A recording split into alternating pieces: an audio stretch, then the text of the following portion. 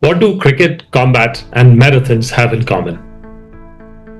एक ऐसे फौजी का जुनून जिसके लिए फिनिश लाइन कभी एंड नहीं होती.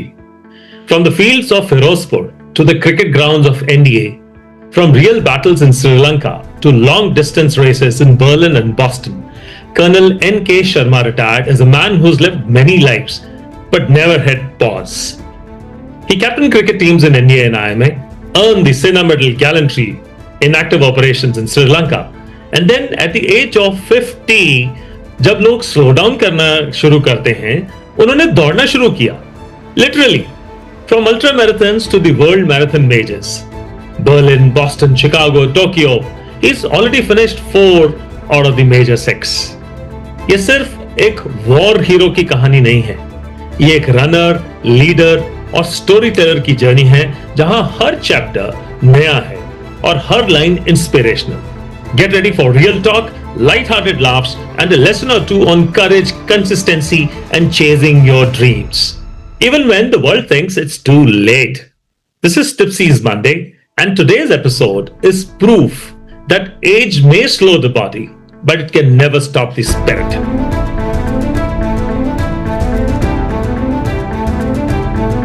A very hearty welcome, Colonel Narendra Kumar Sharma, Sena Medal Gallantry, to Tipsy Mondays.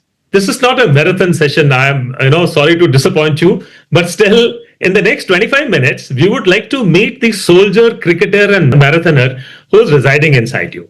Welcome to the show. Thank you, Tipsy. It's a pleasure being here with you. I'm told that your early childhood was in a place called Firozpur in Punjab. So, what was it like growing up in Firozpur? Yeah, I have a lot of, bittersweet memories of Firozpur. I was brought up there till the time I joined NDA. So, my childhood and growing up years were all spent in Firozpur. Right. So when I was born, immediately after that, my father, who was a professor earlier, got elevated to principal in the same college. Excellent. So we had to move to the college campus, which was the official residence, and the whole campus became my home, at that time. Okay. We had access to all the facilities which are there in the college, all the playgrounds. And that's how, you see, I picked up a lot of sports in my childhood. Right. We had access to all the playgrounds and all the arenas which were there in the college campus. Right. And we also were given the second-hand equipment, which was discarded by the college teams to play with. So Excellent. I played each and every game right in my childhood, from my childhood days. You name it: cricket, football, badminton, hockey, table tennis. Okay. Everything was available to us, and that's how my love for sports. Grew very early in life. Excellent. So, but as I grew up, cricket became the sports of choice, and I started concentrating more on that. Excellent. Then I joined the school. From there, the same college where my father was the principal. Right. And then the NDA. So that was my Firozpur diaries in a short. It's quite creditable, Narendra, that you did actually make use of those facilities which are available. A lot of kids, especially in the army, despite these facilities being readily available, are very hesitant in actually going and exploiting them. No. Yeah, that's right. But, in our days, there were no mobile phones. Yeah. There was nothing else. Not even television, actually, when we were growing up, that. So we had no other option but to go out and play. So having all these facilities, they are available. So that's what, it was easier. Made us enjoy that whole thing very early in life. Okay. All right. Now moving on to, since you mentioned your dad here, moving on from there, your dad's role as the principal of that college, did it rub off on you in any manner which helped you later, especially in inculcating discipline and, good order? Oh, yes, certainly. You see, he was a professor in mathematics. Okay. And he wanted me to become a doctor. Right. And everything was, in our time, when we were young, we could not talk back to our parents. And father was a very figure, which was respected. and more feared than respected. You see, you could Bilkul, talk bilkul, I back to agree with them, you. and since since he was a teacher, everything was very disciplined and timed in the household. Right. You had to wake up at the same time. You had to study.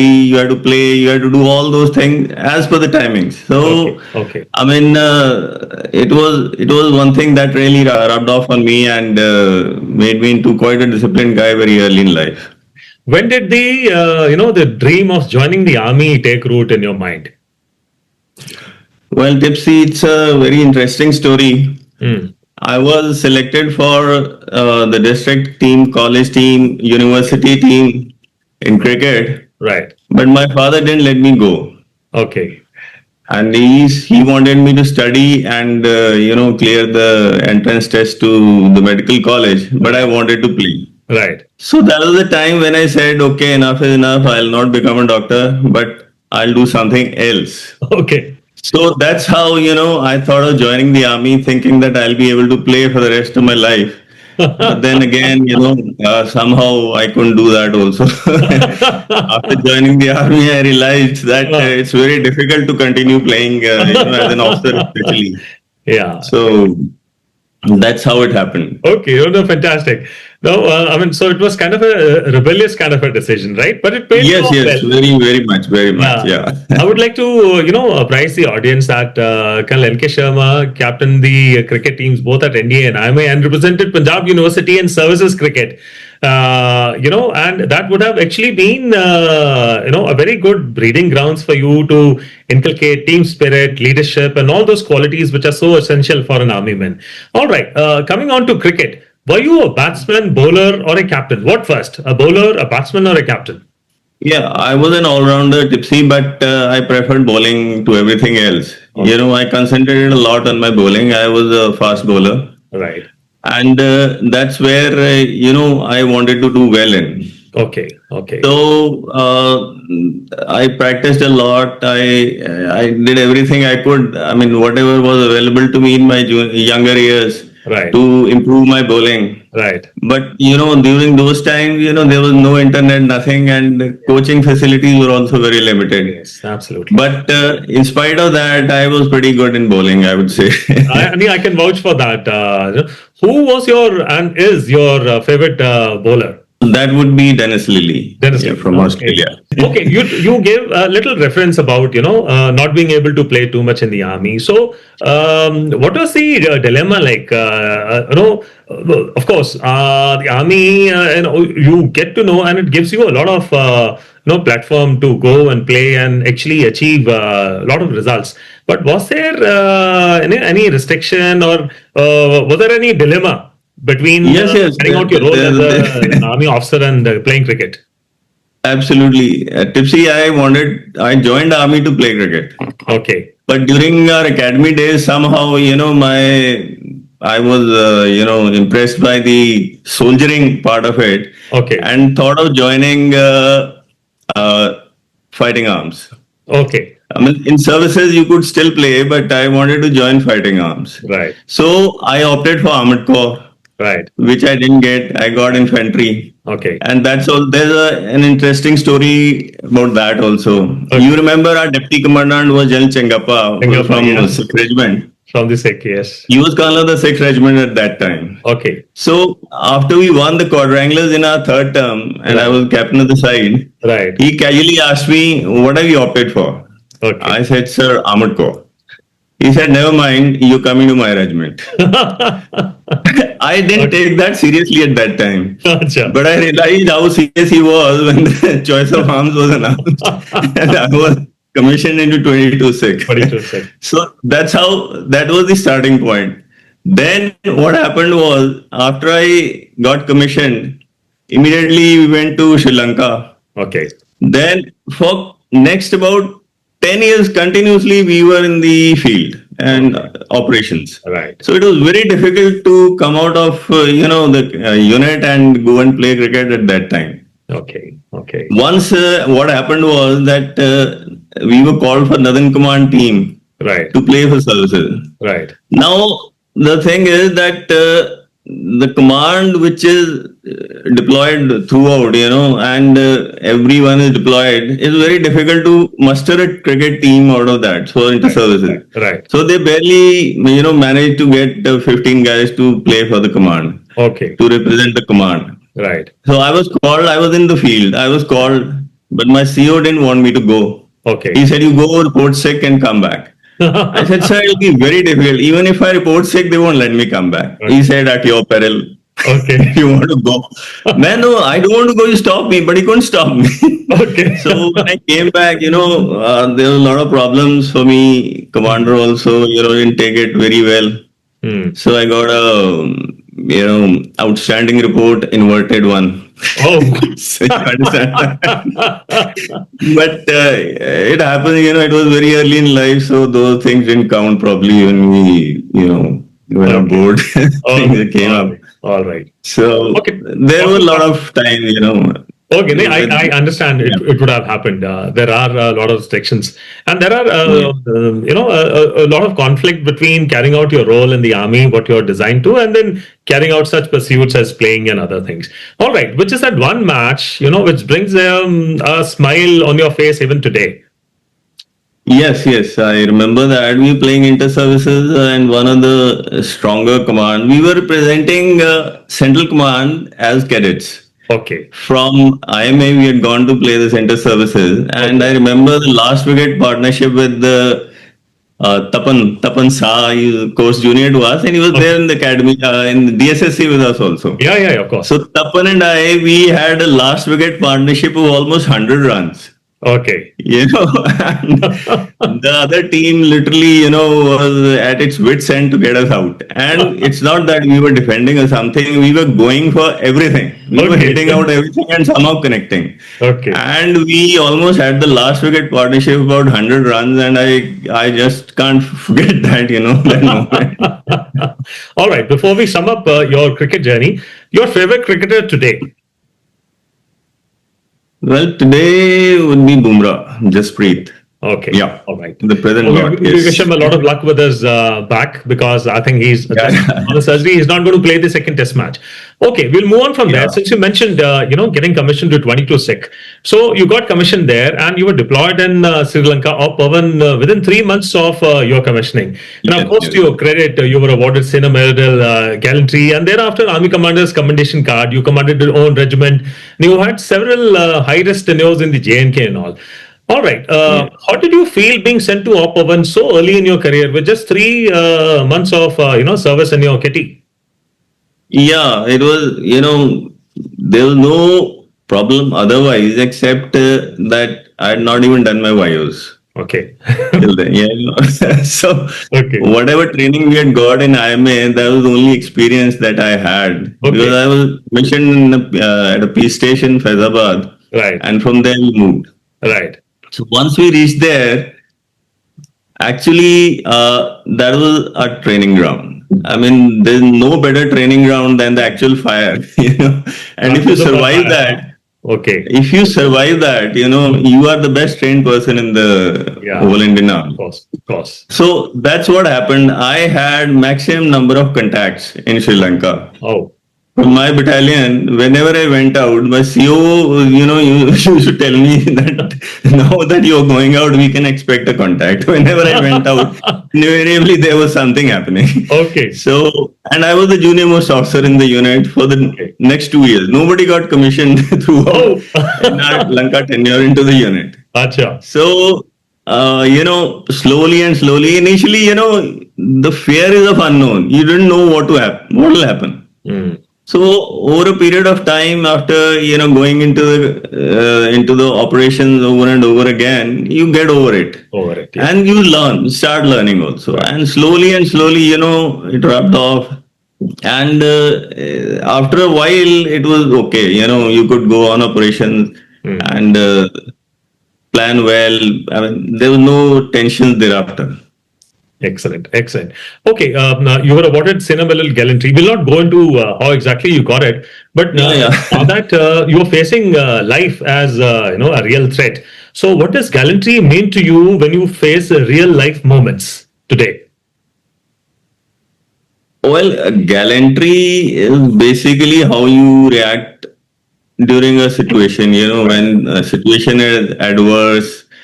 And for us, for me, actually, what happened in Lanka was that we were surprised, and so were they. Okay. We entered their camp Right. without knowing that we are entering a camp. Just that before entering, we saw some movement deep in the jungle Right. and saw some cigarette butts lying around. So I just told my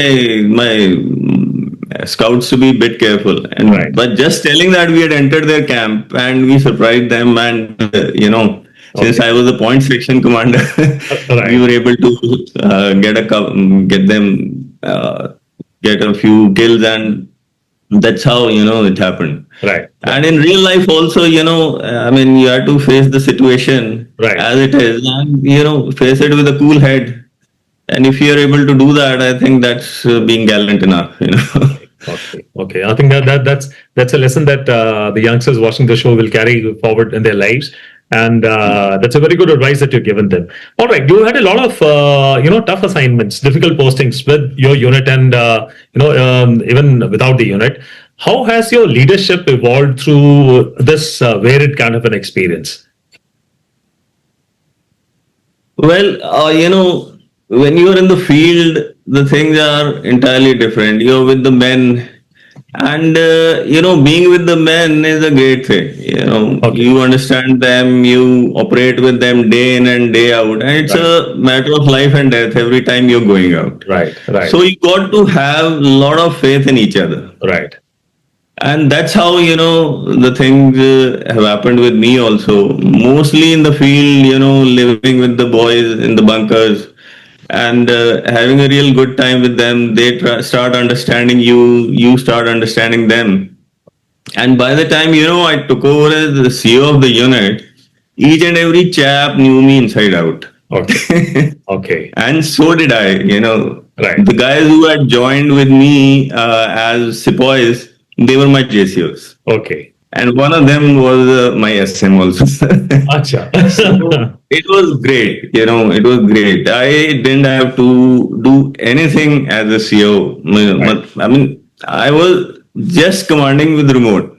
Okay. They knew what I wanted, Right. and they would do exactly the way it is required to be done. Got to be done. Okay. Everybody understood me and I understood them. So it was very easy for me, commanding my own unit after having spent these about 20 years with them continuously. I had very few actually ERE and instructional staff tenures. Right. Just a couple of them before I took over the command. So Right.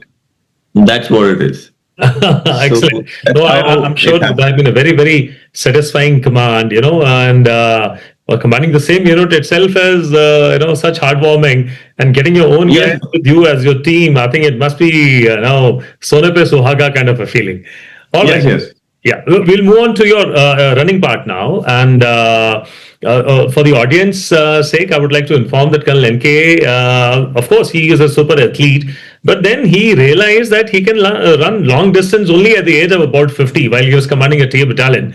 And from ultra marathons to global majors, he has conquered everything. And there are 6 major marathons which are run every year in the world, and he's already done 4 of them.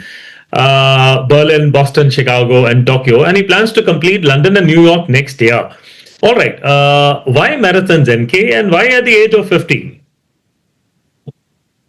I really have no answer for that, but I think probably it was the bad company. I would say, Don't tell me. yeah. I was in the valley commanding Okay. a TA unit, Right, and there were 3, 4 officers in the sub-area headquarters right, whom I used to interact. We were directly under them, under the Okay. sub-area, and all of them, one from SF, right. 2 from infantry, and 1 from ASC. Okay. All of them long distance runners. Oh, that's bad company. And I used to run just to stay fit, about 5 odd kilometers at times. Okay, So they saw me and they say, "Sir, why don't you join? We are going for a ultra marathon. So Right. why don't you join in?" Okay. But I told them I never ran a distance like that. He says, we'll take you along. You just sign up for the race and we'll go. Okay. And this was in Mashobra near Shimla. Right. So we came from all the way from Valley, all 4 or 5 of us, Acha. and ran that race. Excellent. And after that, the bug that bit was, such a good one that I just couldn't stop. Thereafter. Okay. From 35 kilometers that time, I went to 50, then to 80. Wow. And after doing my ultra marathons, I realized that they are not challenging enough. Okay. So I shifted to 42 kilometers. Ultra is you have to complete in a cut-off time. Right. And that's it. Right. But running a 42 kilometers is running against time. Absolutely. You have to train really well for that, and you have to prepare for that. And it's a much tougher race than an ultra marathon, I would say. Okay. In my opinion. Okay. Although some ultra marathons may not agree with me. Okay. That's what, but I find this more challenging. So I shifted to 42, and then the gold standard in 42 was Boston. You see, the oldest marathon in the world. Right. So then you have to qualify for that. Okay. So the next goal was to qualify for Boston, which I achieved. Now I've done it for, I think, 5-6 times. Okay. So then running Boston was the ultimate. Right. So that's how it all happened. That's my marathon journey till now. Excellent. I think it is very, very, very remarkable. Since you've run so many races, and run so far, which particular marathon, in specific, tested you the most mentally or physically? Boston. Well, again. Yes. Why is it so grueling? Yeah. Why is it called the king of marathons? Yeah. Boston, the course is such. Okay. Boston is, they take you 42 kilometers away from the finish point in the buses. Right. They leave you there. The start point is another town, that is Farmington, about 42 kilometers away from Boston. Okay. So there is the start point. It's about 1 hour journey in the bus. Okay. So in the morning, you get up, get onto the buses, go to the start point. Then you start off. And it's a net downhill course, though. Okay. But from mile 26, kilometer 26 to kilometer 32, there are 4 hills which you got to climb. Okay. And by that time, you have already, spent all your energies going downhill. Yes. And that is where you're tested the most. Okay. So those 4 uphills, they really break you. I mean, a lot of people I saw walking uphill. Right. And those hills are, part of the folklore. Everybody, scares you so much. Yeah. From those hills, even before you run, you're psyched up. So when is it going to come? When is it going to come? Okay. That also adds up to it. Okay. But Boston, it may be the most difficult, but it is one of the best also. It is the best, actually. I enjoyed it the most also. All right. Although it was, the timing was not very, good that I wanted. Okay. But the best atmosphere that you can have for a marathon. Okay. Excellent. Yeah. Excellent. All right. Now, you're my age only. What keeps you going, in the marathon? When your body says stop, like these 4 hills, so when you encounter 1, 2, 3, and there's another one, so does your body ever say stop? And if it does, then what keeps you going? Tipsy, when you are training for a marathon, you not only train your body, your gut, but your mind also. Okay. It's mental. It's totally mental. Right. After a point when you have, exhausted all your body's energies and glycogen stores, as they call it. Okay. It's only your mind that you have to train to keep going. Actually, the body doesn't tire. Mind tells the body that you're tired. So stop. Okay. But if your mind is trained enough, and second thing is, our stint in the army, where you were always taught right from the academy days not to give up, not to give up, not to give up.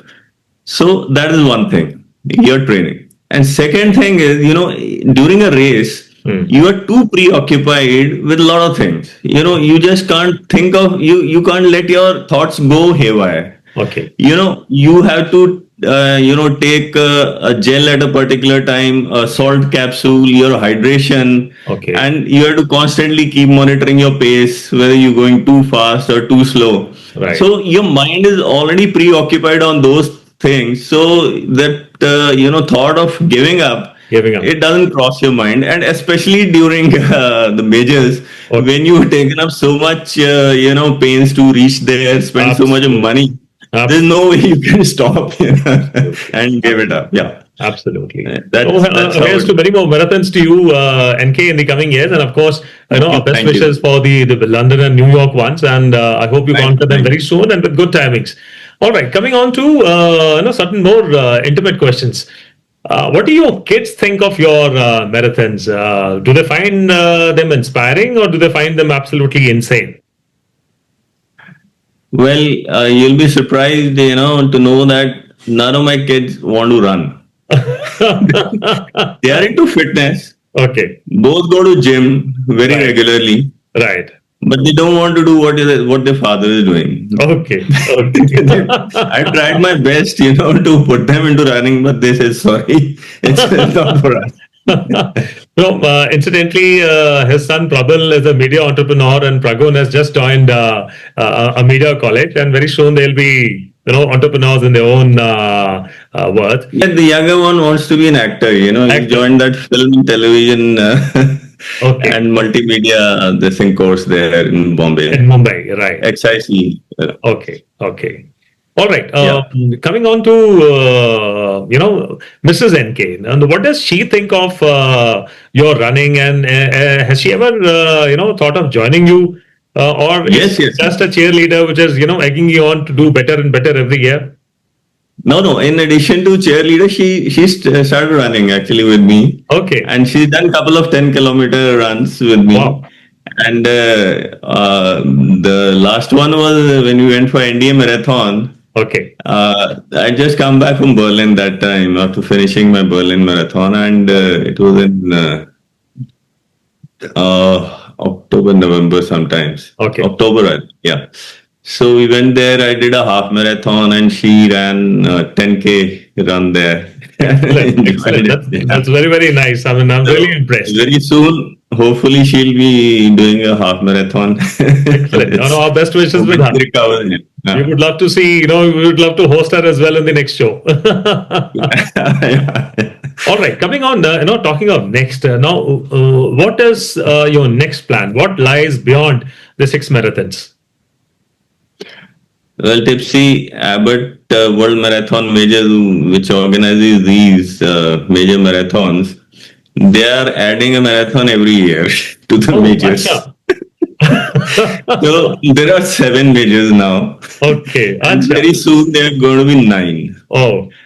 They were already added Sydney to it, and Shanghai and Cape Town are the next two. Okay. So probably, I'll do those. And then there's one ultra marathon called the Comrades in South Africa. Right. It's a 90-kilometer run.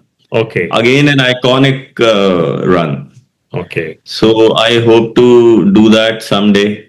Excellent. Our best wishes. And then probably, I'll think what to do next. No, I mean, your planning thus far itself is very awe-inspiring, yeah. So guys like me, we've got our pretty jaws open when you talk about all these things, and all the very best. And may you accomplish them very soon and add to your tally of the medals which lie behind you at the moment as we speak. Already there. Thank you. One, single message that you would like to give to people like me who would like to start running, or to budding runners who would like to be, running someday in the manner that you are running. What would that message be, NK? Well, Tipsy, the thing is that as a human being, you're born to run. Right. Our body, we are supposed to be running. Each one of us should be running. Right.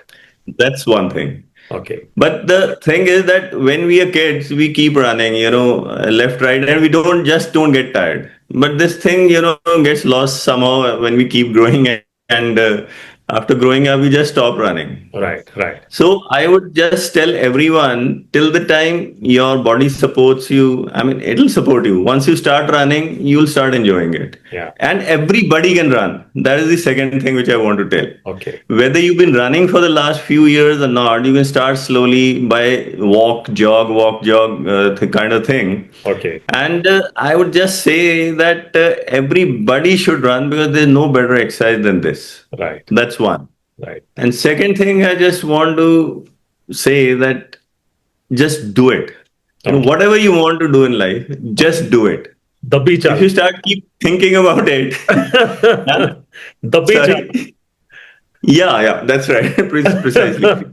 So whatever you want to do, just do it. You know, Tipsy, I remember you from my academy days, you know, as a very meticulous Khalsa and an exception, you know, amongst the Khalsas with such a good commander. ये पूरी conversation के बाद मुझे 3 मुख्य takeaways नजर आए. पहला, age is just a number, passion is the real timeline. 50 के बाद लोग स्लो डाउन करना शुरू करते हैं, लेकिन कर्नल शर्मा ने मैराथन स्टार्ट किया. जिंदगी कभी लेट नहीं होती जब दिल में दौड़ अभी बाकी हो. Number 2, discipline is not taught, it is lived on the field, in the uniform and beyond. चाहे क्रिकेट का पिच हो या बैटलफील्ड, लीडरशिप और कमिटमेंट वही जीतते हैं जो हर रोज प्रैक्टिस करते हैं. यूनिफॉर्म हो या रनिंग शूज, माइंडसेट वही होना चाहिए. Number 3, reinvention is the real bravery. Medals और मिशन के बाद भी अपने लिए नए गोल सेट करना, नए ड्रीम्स एस्पायर करना, यही असली करेज है. और अपने कंफर्ट जोन से निकलना और नई दौड़ शुरू करना, यही कमिटमेंट आपको चाहिए जो आपको जिंदगी में आगे लेकर जाएगी. क्रिकेट का चार्म, फौज का जज्बा और मैराथन की मैडनेस. कर्नल एनके शर्मा ने सब कुछ जिया पूरे स्टाइल के साथ. एक ऐसा इंसान जिन्होंने मेडल्स भी जीते और लोगों के दिल भी. जब दुनिया ने कहा अब आराम करो, उन्होंने कहा अभी तो रेस शुरू हुई है. बर्लिन, बॉस्टन, शिकागो, टोक्यो और अब लंदन और न्यूयॉर्क की दौड़ बाकी है. इस एपिसोड में सिर्फ कहानियां नहीं थी, एक जिंदगी का ब्लूप्रिंट था. कैसे डिसिप्लिन, ह्यूमर और जुनून से जिंदगी का हर फेज जीता जा सकता है. तो चाहे आप यूनिफॉर्म में हो या टी शर्ट और ट्रैक पैंट्स में, एक बात याद रखनी चाहिए, life is not a sprint, it's a marathon. और फिनिश लाइन सिर्फ उन्हीं को दिखती है जो रुकते नहीं है. मैं हूं टिप्सी. मिलते हैं अगले मंडे एक और रियल कॉन्वर्सेशन के साथ, यहीं टिप्सी मंडेज पर, जहां फौजियों के दिल की बात होती है बिना फिल्टर के. So till then, keep running, stay inspired और थोड़ा टिप्सी. जय हिंद.